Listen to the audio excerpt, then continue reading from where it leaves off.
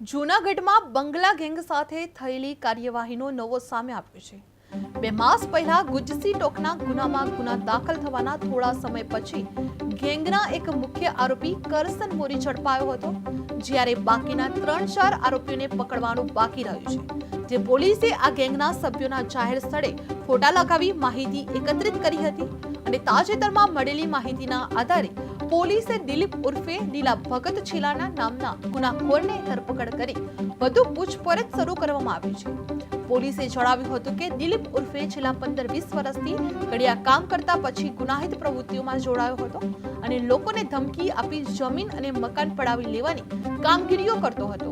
આ ગેંગ જૂનાગઢ અને આસપાસના વિસ્તારોમાં જાણીતી હતી અને વિવિધ મિલકત અને શરીર સંબંધિત ગુનાઓ આચરતી આવી હતી। જૂનાગઢ પોલીસ હજુ બાકી રહેલા આરોપીઓ પર નજર રાખી તેમને પકડવા માટે સક્રિય છે। એસપી સુબોધ આડેદરા મુજબ ધરપકડ કરાયેલ આરોપીથી મહત્વપૂર્ણ માહિતી મેળવી આગળની કાર્યવાહી હાથ ધરવામાં આવી છે। જે જૂનાગઢમાં બંગલા ગેંગ સામે મોટી કાર્યવાહી હાથ ધરવામાં આવી છે। દિલીપ ઉર્ફે લીલા ભગત ધરપકડ થયેલી છે, જે ગેંગ લોકોની મિલકત પડાવી લેતો હતો અને બાકી 3-4 આરોપીઓને પણ પકડવાના પ્રયાસ હાથ ધરવામાં આવ્યા છે। જૂનાગઢ એસપી સુબોધ આડેદરાએ જૂનાગઢ જિલ્લામાં બંગલા ગેંગ તરીકે ઓળખાતી એક જે ગેંગ હતી એની પર ગુજસી ટોક અન્વયે જે ગુનો દાખલ થયેલ અને જે તે વખતે એક કરસન ગલા મોરી નામનો આરોપી પકડાયેલ।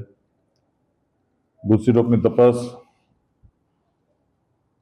રૂરલ ડીવાયએસપી શ્રી પરમાર ચલાવી રહ્યા છે।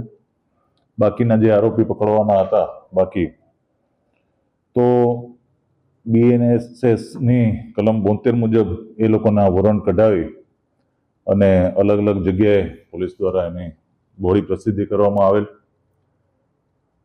એ પ્રસિદ્ધિ દરમિયાન જ કોઈ આ લોકોના જ થકી કોઈ પીડિત વ્યક્તિ હતી જેણે માહિતી આપેલ અને આ આરોપીઓ પૈકી દિલીપ ઉર્ફે દિલા ભગા છેલાણા જે બાતમી મળતા લોકલ ક્રાઇમ બ્રાન્ચની ટીમ દ્વારા પીઆઈ પટેલ અને એમની ટીમ દ્વારા એ દિલીપ ઉર્ફે દિલા ભગા છેલાણાને હસ્તગત કરી અને આ ગુનાની જે તપાસ કરી રહ્યા છે એમને